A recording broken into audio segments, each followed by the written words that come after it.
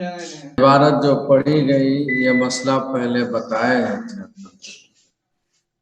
کہ حقوق کی بیع جائز نہیں ہوتی اگر حقوق مجرد ہو اور ملک سے خالی ہو، اس کا کسی ملک سے مملوک شے سے اگر تعلق نہ ہو، اتصال نہ ہو تو پھر حقوق کی بیع جائز نہیں ہوتی۔ بیع جائز ہوتی ہے ایسی چیز کی جو مال ہو، جس کی حیثیت مملوک کی اور وہ مال متقوع ہو۔ ایک مثال دی حق کی کہ اگر کوئی مکان ہو وہ 2 منزل کا ہو، ایک نیچے کی منزل ہے اور ایک اوپر۔ مان لیا جائے کہ اوپر اور نیچے دونوں منزل گر گئی یا صرف اوپر کی منزل ختم ہو گئی، توڑ دی گئی۔ اب سوال یہ ہے کہ اوپر جن کا مکان تھا جتنے حصے میں مان لیا جائے مکان ان کا 10 فٹ اونچا تھا اور لمبائی چوڑائی 20 کا مان لیتے ہیں، تو کیا اس حصے کو جو توڑ دینے کے بعد اب تو وہاں کچھ نہیں، فضا ہے صرف، وہاں انہی کا حق تھا، مکان تھا، ابھی بھی انہی کا حق ہے کہ وہ مکان بنا لے، لیکن اس حصے کو اگر وہ فضائی جو حصہ ہے، جو اسپیس ہے، اس کو بیچنا چاہے، فروخت کرنا چاہے تو کر سکتا ہے یا نہیں؟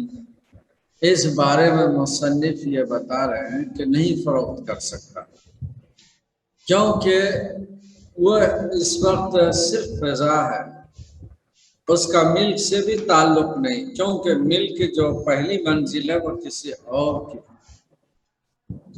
ہاں، پہلی منزل بھی اگر ختم ہو جائے، وہ منزل والے بیچنا چاہیں تو چونکہ ان کے مکان کا تعلق زمین سے ہے، منزل والے کے مکان کا تعلق زمین سے اور زمین ملک ہوتی ہے، وہ تو فروخت کر سکتے ہیں اس زمین کو، لیکن بلڈنگ اس پر کھڑی تھی، منزل کھڑی تھی، اس کے اوپر ایک اور بلڈنگ تھی، تو اوپر والی بلڈنگ ٹوٹ جانے کے بعد، مکان ٹوٹ جانے کے بعد اس فضا کو کوئی فروخت کرنا چاہے تو نہیں کر سکتے، کیونکہ وہ ملک نہیں ہے، مال نہیں ہے۔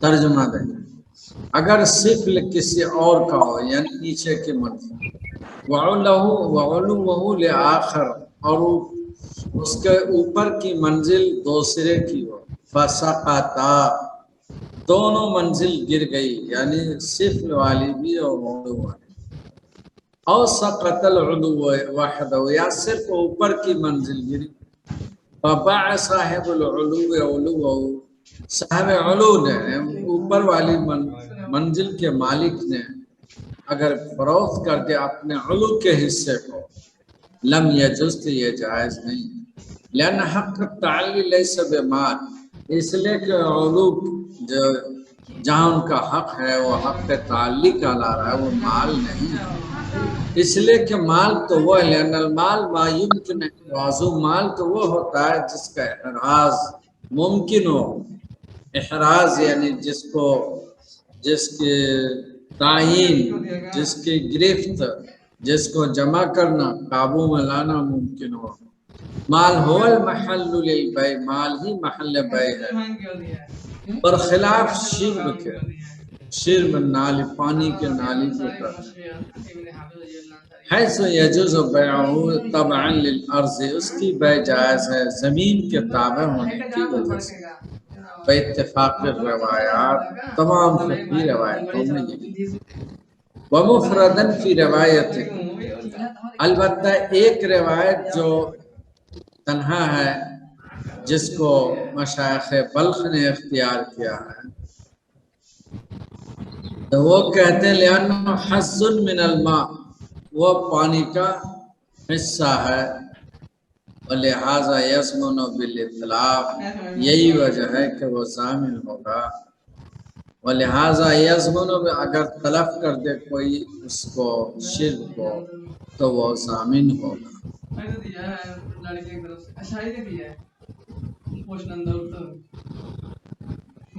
آگے کہہ رہے وَلَهُ قِسْطٌ مِّنَ الثَّمَنِ عَلَىٰ مَا نَذْكُرُهُ، اور اس کے ذمہ وَلَهُ قِسْطٌ مِّنَ الثَّمَنِ، ثمن کا کی قسط واجب ہوگی، ان کو دینا ہوگا، اسے ملے گا، یہ بائع کو ثمن ملے گا. اس کی تفصیل ہم شرح میں بیان کریں گے. یہ دوسرے مسئلے سے متعلق ہے. اگر شرک کو کسی نے توڑ دیا، ضائع کر دیا، ہلاک کر دیا، تو کیا وہ صاحب شرک کو ثمن ملے گا یا نہیں؟ کہہ رہے کہ اس کو ملے گا ٹوٹ جانے کے باوجود بھی. ایک تو اس کو ملے گا جو زمین والے ہیں، اور دوسرے اس کو بھی ملے گا جس کو شرک کا حق تھا، تو ان کو اپنے حق کے مطابق قسط ملے گی ثمن کی. اس مسئلے کی تفصیل ہم کتاب شرک میں بیان. اب آگے والا مسئلہ پڑھیے جو اسی سے جوڑا ہوا مسئلہ. وبيع الطريق وهبته جائز وبيع مسيل الماء وهبته باطل.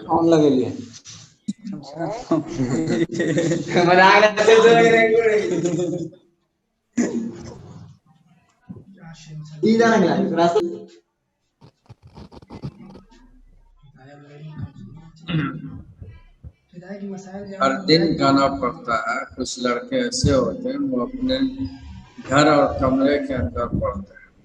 ظاہر بات گھر میں آپ پڑھیں گے، وہاں بہت سے لوگ ہوں گے، گھر کے لوگ ہوں گے، بچے ہیں، عورتیں ہیں، کام کاج وہاں ہوتا ہے، تو وہاں آپ کو ڈسٹرب ہوگا. بارہ کہا جاتا ہے بھائی آپ وہاں سے نکل کر باہر مسجد میں آ جائیں. ہر جگہ مسجد ہے، محلے میں، گاؤں میں، وہاں بیٹھ جائیے سکون سے. اس وقت مسجد میں کوئی نہیں ہوں گے، وہاں پڑھیے. گھر ہی میں رہتے ہیں، نوابی بہت زیادہ ہو گئی، تکیہ لگائیں گے جناب لوگ، آرام سے رہیں گے. اور بعض فوٹو سے بھی نظر آتا ہے کہ بالکل بغیر اہتمام کے بیٹھتے ہیں. بال کھلے ہیں، سر کھلے ہیں، بال بکھرے ہیں، بنیان میں طرح طرح کی حرکتیں کرتے ہیں. اس طرح پڑھائی نہیں ہوتی. پڑھائی بہت مستعدی چاہتی، مستعد ہو کر بیٹھنا چاہیے اور پوری یکسوئی سے پڑھنا. کتاب سامنے ہو، ایک کاپی ہو، قلم ہو، جو باتیں ان کو نوٹ کرنا چاہیے. دماغ بھی رہے یکسو، سنیں، اور جو باتیں قابل گرفت ہے، جن کی ضرورت ہے کہ ہم نوٹ کر کے رکھیں، کاپی پر نوٹ کرتے ہیں. اس طرح پڑھنے سے پڑھائی ہوتی ہے. یہ نواب کی طرح جو بستر پر لیٹے لیٹے موبائل دیکھو گے، اس طرح پڑھائی نہیں.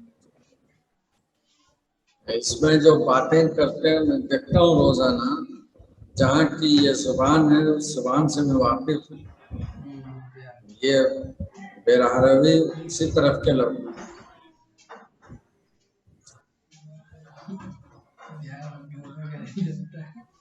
بسم اللہ کیا پڑھائیں گے اس طرح. وبيع الطريق وهبته جائز.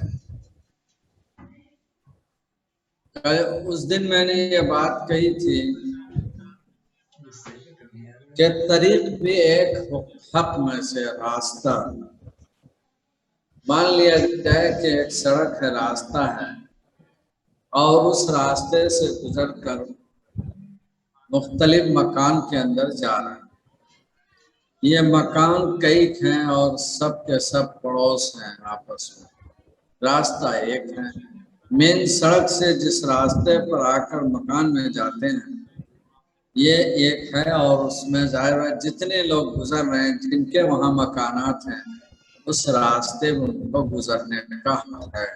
اس کو کہتے حق طریق، راستے میں گزرنے کا حق.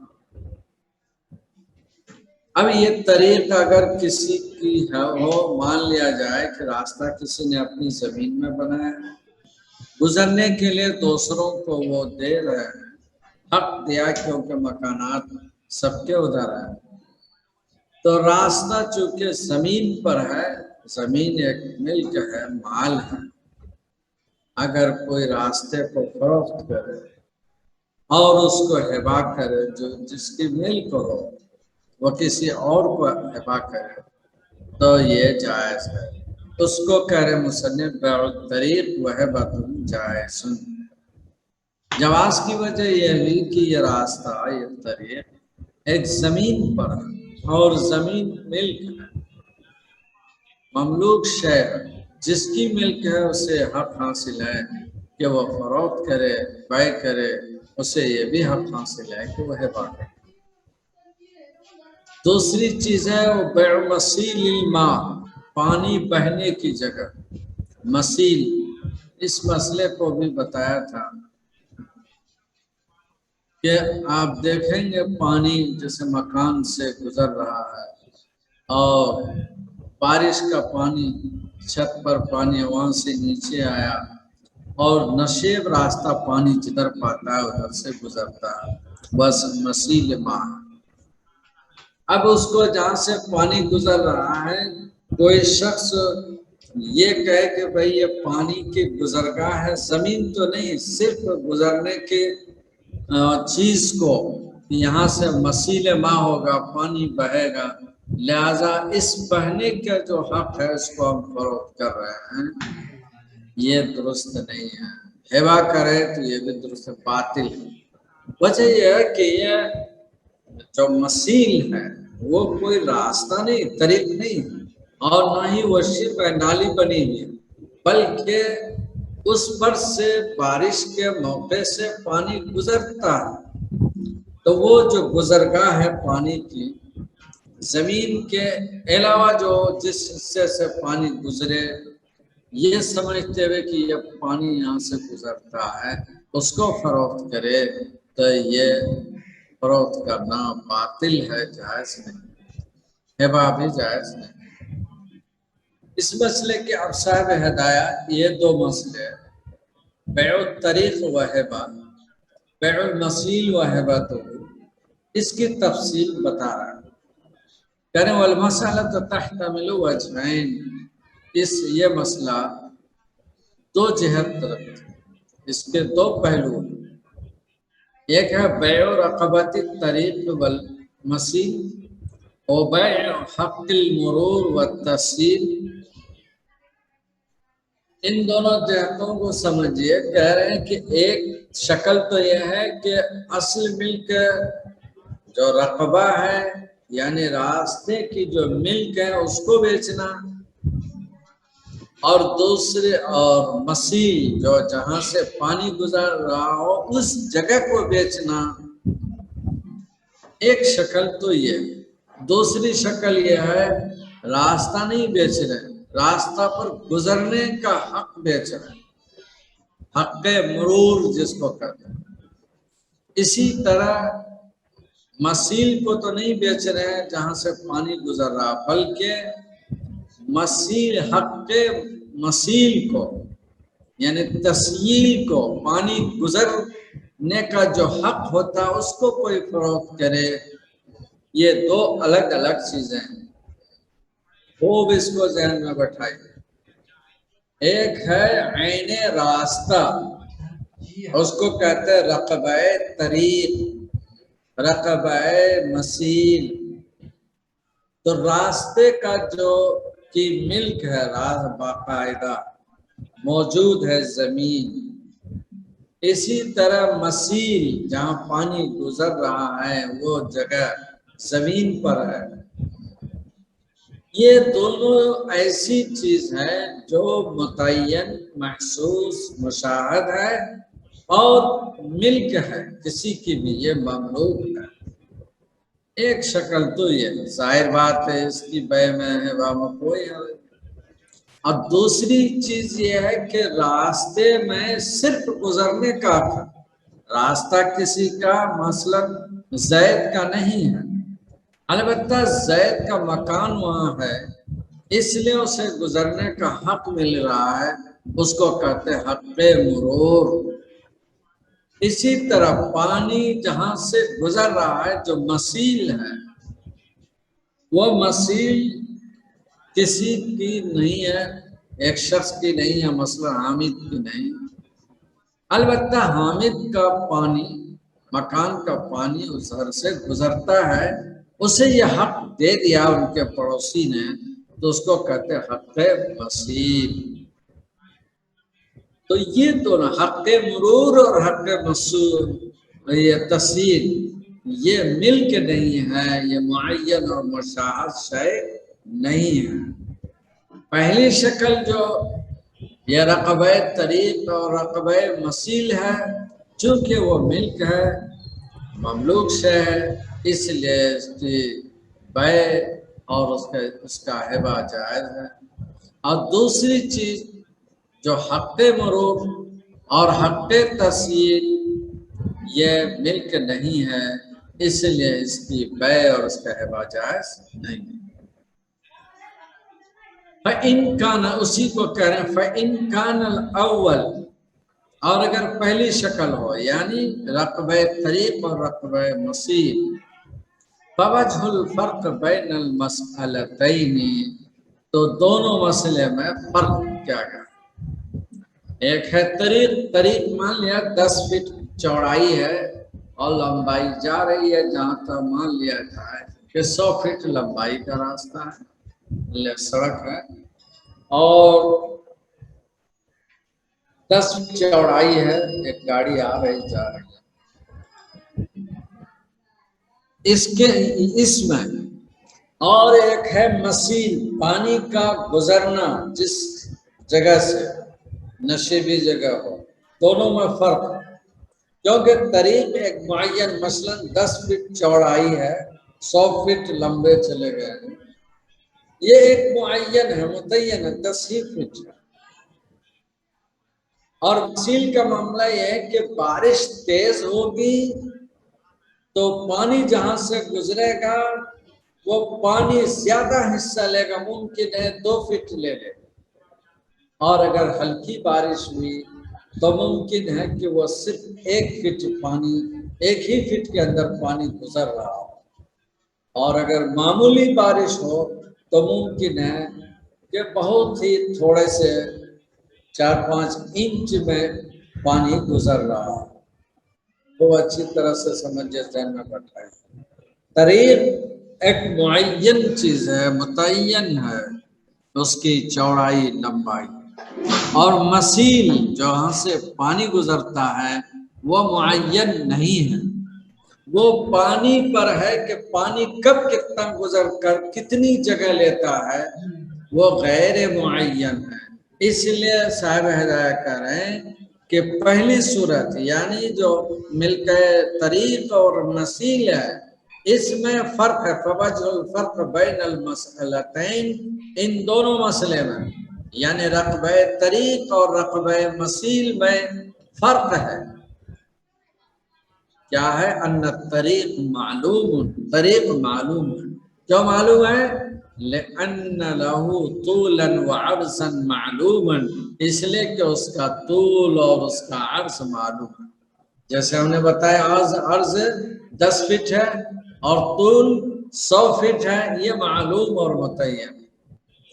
اما المسیل، جہاں تک مسیل کا مسئلہ ہے، پانی کی گزرگاہ، فمجھول، یہ مجھول ہے، لأنه لا يدرى قدر ما يشغل من الماء، اس لیے کہ معلوم نہیں، لا يدری بھی پڑھ سکتے، معلوم نہیں قدر وہ مقدار، ما يشغل من الماء، جو پانی کو مشغول، پانی جس کو مشغول کرے، پانی جس پر سے گزرے، وہ مقدار معلوم نہیں۔ بارش زیادہ ہوئی تو پانی زیادہ حصہ لے گا، مشغول کرے گا، بارش کم ہوئی تو پانی کم حصے کو مشغول کرے گا، اس لیے یہ مجہول ہے۔ مسئلے کو وہاں اوپر سے لائیے، بیع ہو رہی ہے رقبہ طریق کی اور مسیل کی، یہ پہلی شکل ہے. اور دوسری شکل کیا ہے؟ بے ہو رہی ہے حق مرور کی اور حق تسہیل کی. یہ دوسری شکل ہے. پہلی شکل میں صاحب ہدایت کہہ رہے ہیں کہ بے جائز ہے اور ہبہ جائز. دوسری شکل میں صاحب ہدایت کہہ رہے ہیں کہ بے جائز نہیں ہے ہبہ بھی جائز. پہلے مسئلے میں جس میں کہ رقبہ طریق اور مسیل ہے، اس کے بھی دو حصے، ایک ہے رقبہ طریق اور ایک ہے مسیل. دو مسئلے ہوں گے. ان دو مسئلوں میں پہلے مسئلے کے بارے میں بتا رہے ہیں، طریق کے بارے میں بتا رہے ہیں، طریق معلوم سے. اور دوسرا مسئلہ جو مسیل ہے یہ غیر معلوم مجہول ہے. کیوں یہ فرق ہے؟ فرق یہ کہ طریق کا طول و عرض متعین ہے اس لیے معلوم ہے، اور مسیل کا طول و عرض معلوم نہیں، متعین نہیں، مجہول ہے. کیونکہ یہ کبھی بارش زیادہ ہونے کی وجہ سے، پانی زیادہ وہاں گزرنے کی وجہ سے وہ پانی کبھی زیادہ حصہ لے گا کبھی کم حصہ لے گا، اس لیے اس کا طول و عرض متعین نہ ہونے کی وجہ سے معلوم نہیں ہے. اب آگے آئیے، پہلے مسئلے کی دو تقسیم بھی. پہلے مسئلے یعنی طریق اور بیع الطریق و ہبہ، اس کی دو شکلیں بھی، ایک رقبہ طریق دوسرے مسیل. رقبہ طریق معلوم اور مسیل مجہول، یہ الگ. اب دوسرے مسئلے میں آئیے. دوسرا مسئلہ جو حق مرور اور حق تسہیل ہے اس کی تفصیل بتا رہے ہیں. وَإِنْ كَانَ الثَّانِي، اگر مسئلہ ثانی ہو، فَفِي بَيْعِ حَقِّ الْمُرُورِ، حق مرور کی بیع کے سلسلے میں دو فقہی روایتیں ملتی ہیں. روایتان یعنی حق مرور فروخت کرے یا نہ کرے، دو روایتیں ملتی ہیں.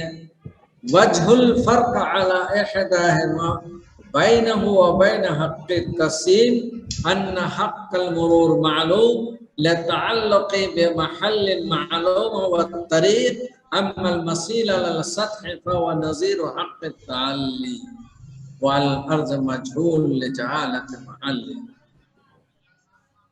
اب اس میں بھی اب آؤ دوسرے مسئلے میں. دوسرا مسئلہ کیا ہوا؟ حق مرور اور حق تسہیل، یہ دوسرا مسئلہ. اس دوسرے مسئلے میں کہہ رہے ہیں کہ یہاں دو روایتیں ہیں اور دونوں میں سے ایک میں فرق کیا گیا. فرق یہ ہے کہ حق تسہیل اور حق مرور یہ دو الگ الگ چیز ہیں. کہہ رہے ہیں کہ دونوں ہیں تو دو چیز، لیکن حیثیت دونوں کی الگ الگ ہے، ایک نہیں ہے. حق جہاں تک حق مرور کا مسئلہ ہے، حق المرور یہ معلوم ہے. حق مرور معلوم کیونکہ آپ جہاں سے گزریں گے آپ کو گزرنے کا حق ہے. اس گزرگاہ کا اس تعلق طریق سے ہے، تو آپ کو مرور کا تعلق ایک ایسی چیز ہے طریق سے ہے جو معلوم ہے. تو اس طرح گویا حق مرور معلوم. کہاں سے تعلق حق مرور کا؟ طریق سے، اور طریق معلوم ہے. بس ہمارا گزرنا بھی معلوم ہے کہ ہم اسی راستے سے مثلا 1 فٹ یا 2 فٹ پاؤں سے ہم جاتے ہیں آتے ہیں. پاؤں کی لمبائی 2 فٹ ہے، چوڑائی 4 انچ ہے، اسی سے آنا اور جانا ہے. تو یہ حق یہ مرور کی کیفیت یہ معلوم ہے. اما المسیل، جہاں تک مسیل کا مسئلہ ہے، حق مسیل کا مسئلہ ہے، علی السطح مثلا پانی چھت پر گزر رہا ہے یہ ایسی ہی ہے جیسے حق تعلی، پانی کا چھت سے گزرنا یہ حق تعلی کی طرح ہے۔ تو حق تعلی کے اوپر کیا بے، اس کو کہا کہ اگر وہ ختم ہو جائے، وہ منزل ختم ہو جائے تو وہ بے نہیں ہوگی، باطل ہوگی۔ اسی طرح کہہ رہے ہیں کہ اگر وہ حق مسیل ہے تو وہ جیسے چھت پر پانی گزر جائے تو وہ حق تعلی کی طرح۔ وعلی الارض، اور اگر پانی زمین پر سے گزرے، حق مسیل اگر حق تسیل زمین پر ہو، یہاں پانی گزر رہا ہے، وہ بھی مجہول ہے، لجہالت محل ہی، محل کے مجہول ہونے کی وجہ سے۔ گویا حق مرور تو کسی حد تک وہ طے ہے، کیونکہ جہاں سے وہ گزرنا ہے وہ جگہ طے، تو اس پر جو مرور ہو رہا ہے وہ بھی ایک طرح سے معلوم ہے۔ مسیل کا مسئلہ ہے، یہ مسیل چونکہ خود متعین نہیں کہ کتنا، یہ مجہول ہے، تو اس کا حق بھی، پانی گزرنے کا حق بھی مجہول ہے۔ چھت کے اوپر پانی چھت پر اگر گزرے وہ بھی مجہول ہے، اور وہ حق تعلی کی طرح ہے۔ زمین پر اگر یہ پانی کا گزر ہو، حق تسیل ہو، تو یہ بھی مجہول ہے۔ اس کو بیان کر دیا۔ اب آگے آئیے، ووجہ الفرق بین حق المرور و حق اگر روایتین، فرق ہے حق مرور میں و حق تعلی میں۔ حق مرور اور حق تعلی ان دونوں میں کہہ رہے فرق ہو۔ حق مرور متعین معلوم و حق تعلی غیر معین غیر معلوم، علی احدی الروایتین، دو فقہی روایتوں میں سے ایک، یعنی حق مرور جائز، حق مرور ناجائز۔ ان حق تعلی یتعلق بین، حق تعلی کا تعلق بعین، عین سے ہے، ایسے چیز سے لا تبقی، وہ باقی رہنے والی نہیں۔ تعلی یعنی کسی مکان کے اوپر جو اوپر حصہ ہے اس کا تعلق نیچے کے مکان سے ہے، کہ یہ ایسی چیز ہے، ایسی چیز سے تعلق ہے جو باقی رہنے والی نہیں۔ اگر مکان ختم ہو جائے تو پھر حق تعلی ختم۔ وہی کر حق تعلق، حق تعلی کا تعلق ایسی چیز سے لا تبقی، جو چیز باقی رہنے والی نہیں ہے، اور وہ بنا ہے، عمارت ہے، مکان۔ فاشبہ المنافع، تو وہ منافع کی طرح۔ اب یہ منافع کی طرح، منافع کی بے جائز ہے۔ منافع منفعت، ایک شے کی منفعت ہوتی ہے، اس کی بے جائز نہیں ہے۔ منفعت مثلا ایک آدمی کام کرنے کی صلاحیت رکھتا ہے، اب اس صلاحیت کو کوئی فروخت کرے تو یہ جائز ہے۔ ہاں کام اجرت پر وہ کہیں کر سکتا ہے، اس صلاحیت کو اجرت پر لگا کر فائدہ تو اٹھا جا سکتا ہے، لیکن اس کی خرید فروخت جائز نہیں۔ اب آگے وہ اما حق المرور، جانتا حق مرور اس کا تعلق عین شے سے، کسی راستے سے گزرنا کہاں ہوتا ہے، کسی راستے سے ہوتا ہے۔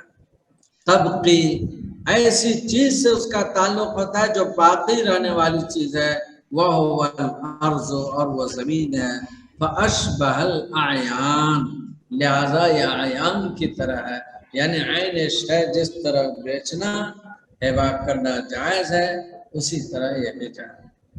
حق منفعت اگر کوئی بیچنا چاہے تو وہ بیچ نہیں سکتا۔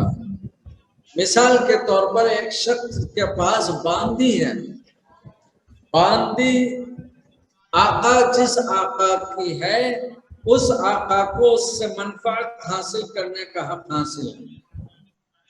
باندی کو فراش بنا سکتا ہے، باندی سے وہ خدمت لے سکتا ہے، باندی سے وہ اب کام کاج گھریلو کام کاج لے سکتا ہے، کھانا پکوا سکتا ہے، لیکن اگر کوئی باندی کو کرائے پر لگا دے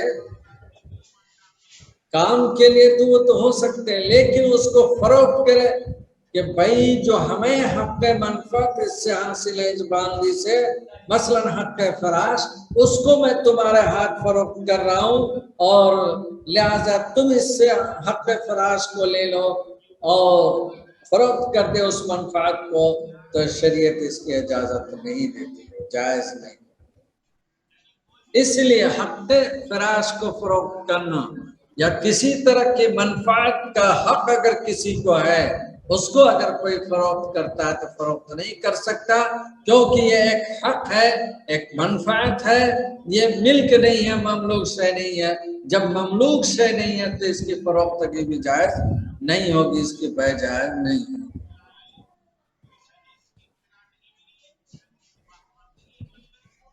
یہ مسئلہ اوپر سے یہاں تک جو آیا ہے، اس مسئلے کو بار بار میں اس لیے آپ کو بتا رہا ہوں کہ موجودہ دور میں نیٹ ورک مارکیٹنگ اور ملٹی لیول جو مارکیٹ ہے، بازار کا چلن ہے کاروبار کا،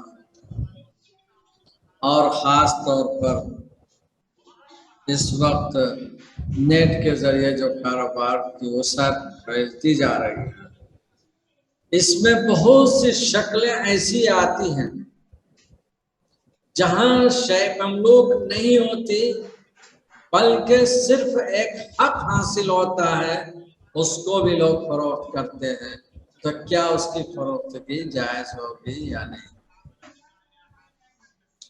مثال کے طور پر شیئر بازار میں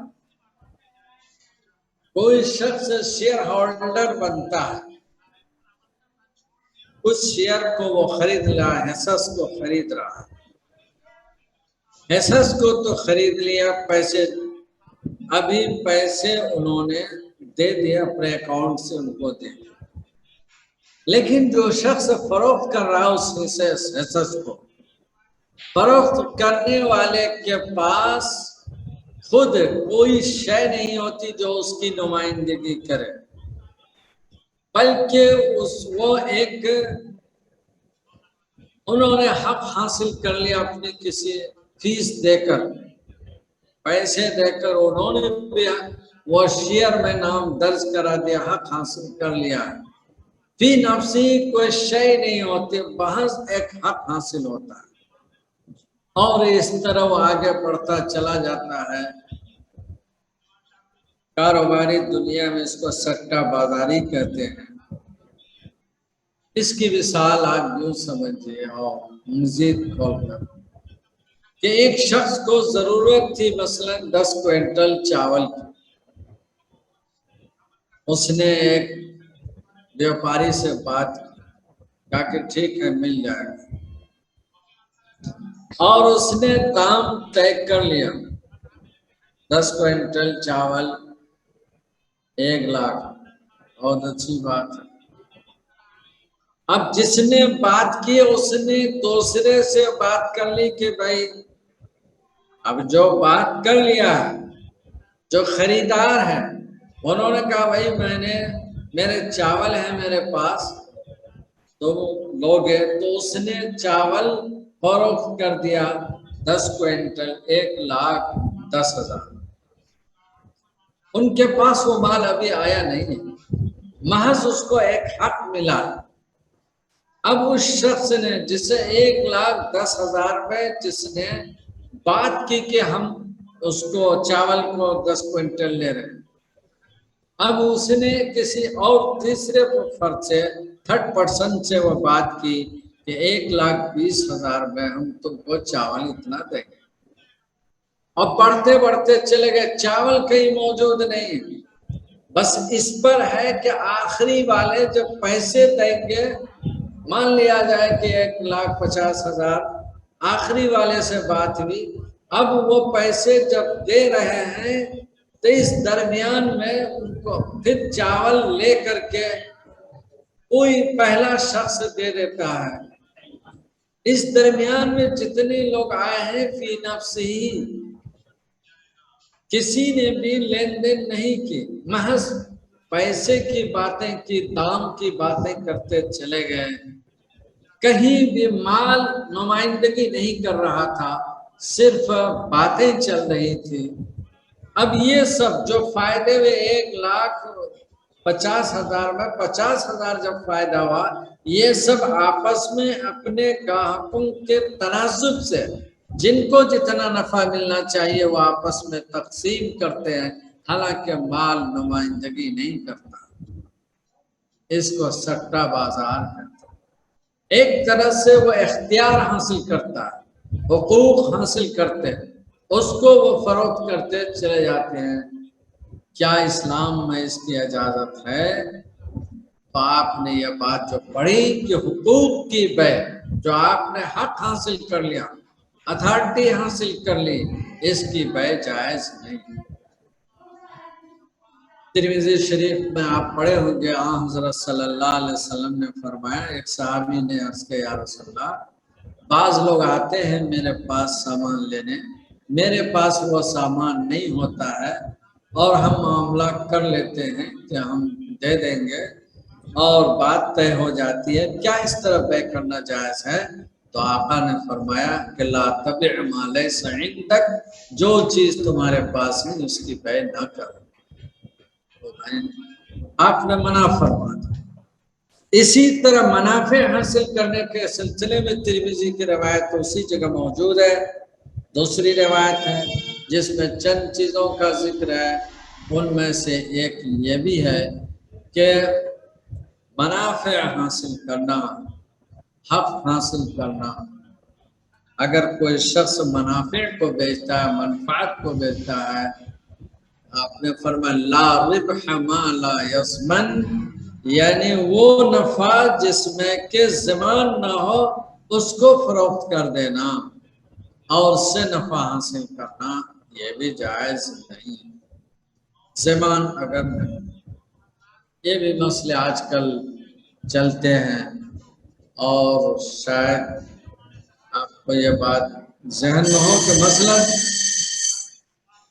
آج کل جو بڑا کاروبار چلتا ہے تجارت کا، مثال کے طور پر یہ دبئی کے بندرگاہ سے مال چلا، بڑا جہاز ہے آ رہا ہے، بمبئی کے تاجر نے اس کو خرید لیا ہے، جہاز ابھی سمندر کے اندر ہے۔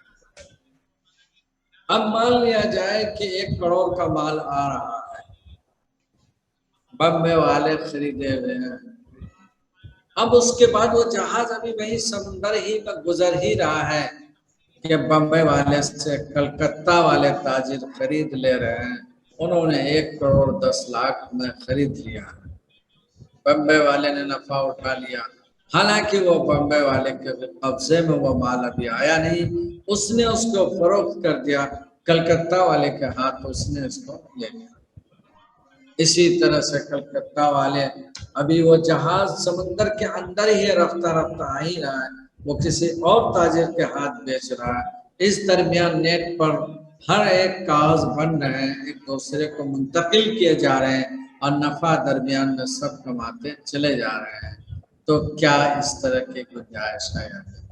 ظاہر بات ہے کہ جب تک حضور نے فرمایا کہ ضمان نہ لے لے، یعنی کاغذی طور پر تو جو ضمان اگر لے لیا اس طور پر کہ اگر مثلا بمبئی والے نے جب اپنے ضمان میں اس کو لے لیا، اب جہاز اگر ڈوب گیا، ہلاک ہو گیا، تب بمبئی والا اس کا ضامن بنے گا، اس طرح سے اگر وہ ضمان لے لیا تب تو پھر نفع کمانے کی گنجائش ہوگی، اور اگر ضمان نہیں لیا ہے تو گنجائش نہیں۔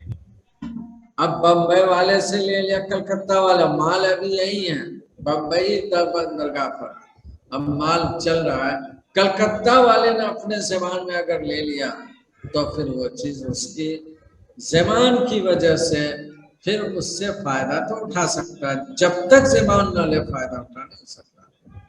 یہ وہ مسائل ہیں جو آج کی دنیا میں بہت اہمیت کے حامل ہیں، اسی لیے اس بات کو جو کچھ بھی ہم نے بتایا ہے اس پر آپ دھیان سے پڑھیں۔ بس.